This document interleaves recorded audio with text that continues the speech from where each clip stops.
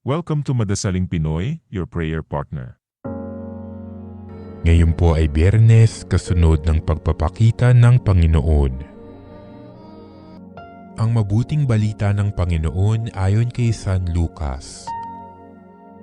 Noong si Jesus ay nasa ibang bayan, isang lalaking ketongin ang lumapit sa kanya. Pagkakita ng ketongin sa kanya, ito'y nagpatira pa at namanhik sa kanya. Ginoo, kung ibig po ninyo, ako'y inyong mapagagaling. Hinipos siya ni Jesus at ang sabi, ibig ko, gumaling ka.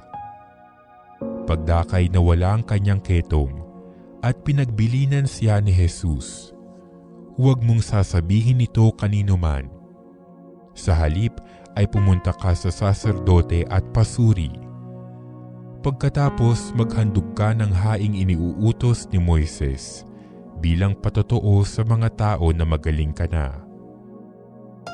Ngunit lalo pang kumalat ang balita tungkol kay Jesus, kaya't dumagsa ang napakaraming tao upang makinig at magpagamot sa kanya.